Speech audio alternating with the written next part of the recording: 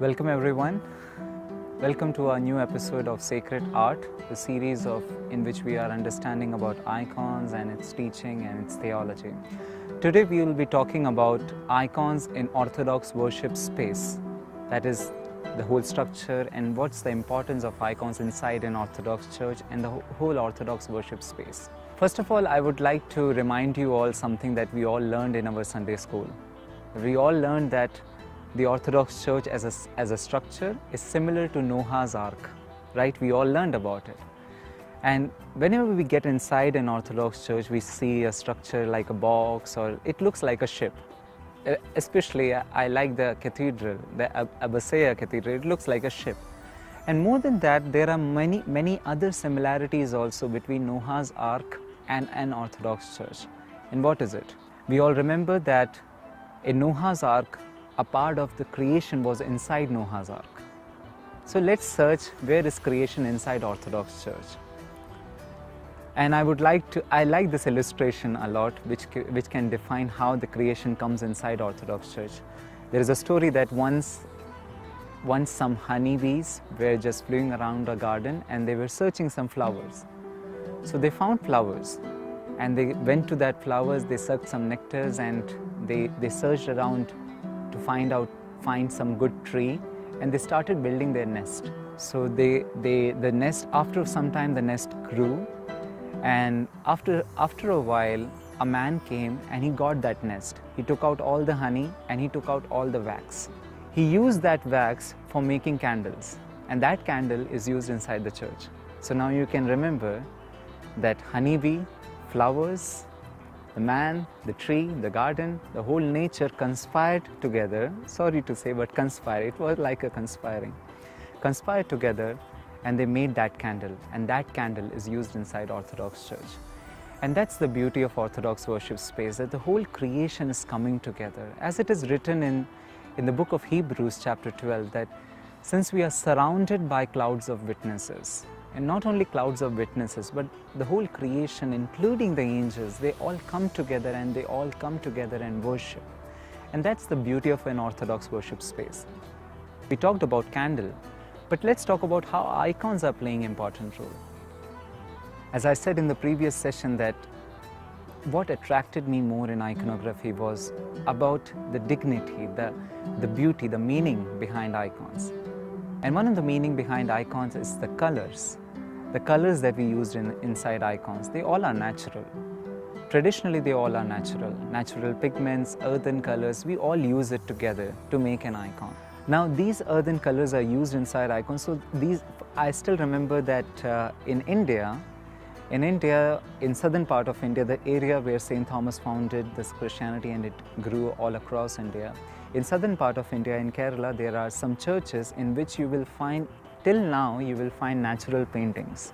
Paintings which were made with the help of leaf, flowers, and such paintings are still existing. They are centuries old. And we are still keeping this tradition in iconography. The colors that we use, the wood, even the solution, the glue, and everything is natural. So we are keeping that natural dignity within iconography, and that icon is used inside the church. Now, that's something about creation, how the whole creation is coming inside Orthodox Church. And through the story that we understood that how the candle is coming together and how the whole creation is coming together inside an Orthodox Church. And similarly, icons are also putting some inputs about creation, the colors that we use. The colors that we use are natural. They are natural pigments or earthen colors, getting it from the nature. In India, there are some churches, and even existing churches. These churches are centuries old, but still you will find over there natural paintings, drawn with natural colors like from leaves, from flowers and everything. And these paintings still exist. And that's one of the most beautiful thing about Orthodox Church that I liked a lot from the beginning, that we are keeping that tradition alive. And we have to keep our tradition alive for our coming generation. And that's something that I really liked about Orthodox Church. And that's how the whole creation is coming together inside an Orthodox worship space. Now, during the worship, one of the most important part of our Orthodox worship is the liturgy. And icons are liturgical. They are not like paintings or anything, they are liturgical. So when an iconographer is making an icon, he is actually performing a liturgy. But starting from the beginning, it seemed like I like this analogy. When we make the qurban, the bread that we use during the liturgy, there is a certain process in which we make the qurban. Similarly, there are certain not rules, but certain meaningful process through which we make an icon. So it is liturgical. It is liturgical, and that's why we use it inside our Orthodox worship space. The liturgy is the greatest of every Orthodox worship. Why? Because it recalls the whole mystery of the incarnation of Son of God. It recalls the whole mystery itself. And every icon used inside the church, even in the dome or in iconostasis or covered in the narthex part or in the nave, every icon is depicting some of the mystery, the whole mystery together. All icons together, they are revealing the mystery. They are recalling the mystery of the incarnation of Son of God. And that's why whenever we are praying inside an Orthodox church, so we are surrounded by them. And we pray together, we worship together, and that's why icons are liturgical.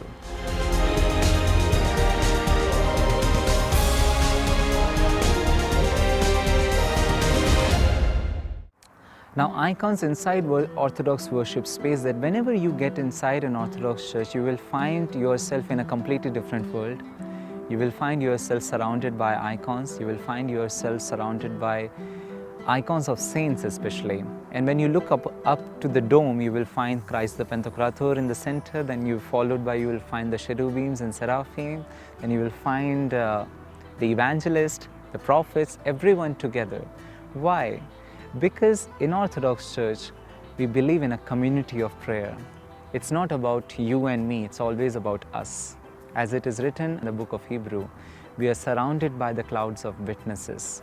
We are always surrounded, and especially during the Orthodox worship, we are surrounded by them.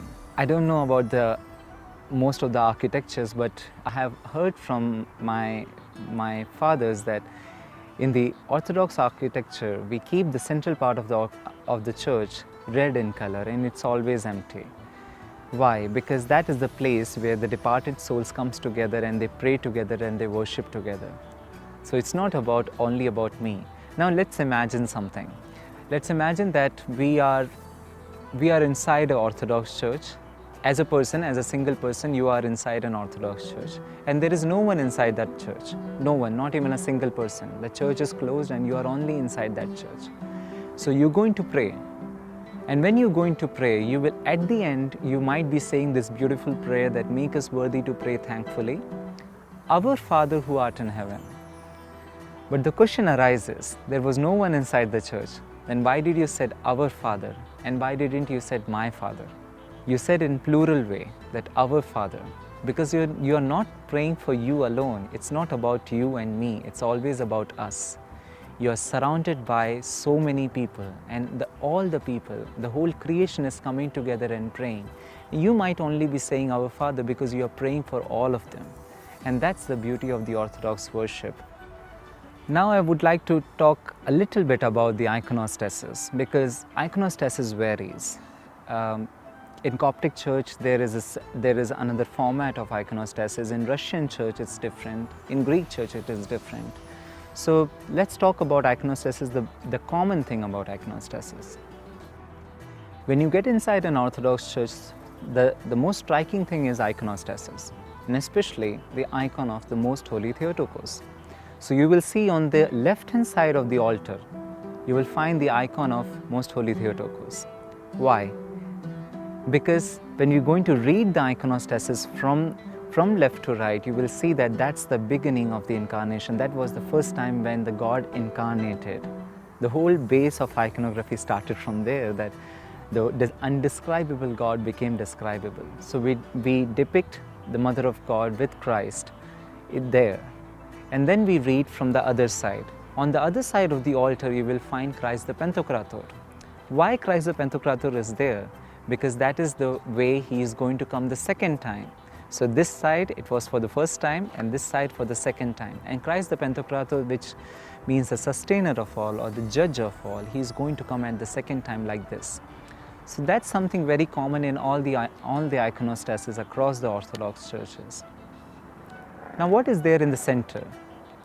Sometimes when someone asks me this question that, Riju, tell me the most beautiful icon inside Orthodox Church, and I just show him the altar, because the altar, the opening, the royal door where the whole liturgy happens, that's the most beautiful icon, because the whole mystery of the incarnation is recalled again and again during the liturgy.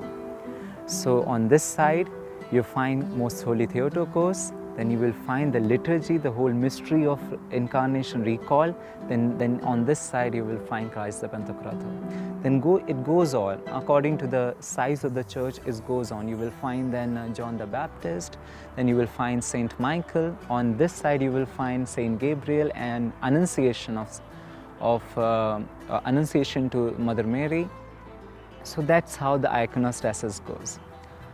On the upper side of the altar, you will find the mystical supper or the Passover, or sometimes we call it as Last Supper, the icon of the mystical supper, because below that is the whole remembrance of what happened above.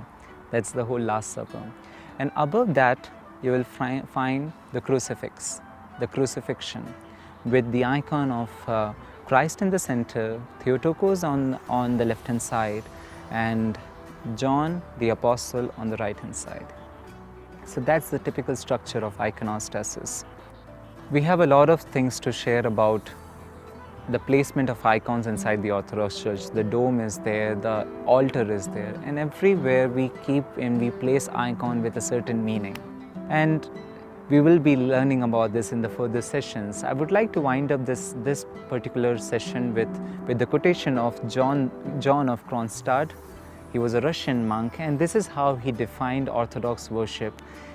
The Church acts upon the entire human, educate them wholly, acts upon their sight, hearing, smelling, feeling, taste, imagination, mind, and will by the splendor of the icons, by ringing of the bell, the singing of choir, the fragrance of incense, the kissing of gospel, cross and holy icons, and sweet sound of scriptures. And that's the beauty of Orthodox worship space. In the coming session, we'll be looking into and we'll be understanding different aspects of use of icons inside the Orthodox Church. Thank you.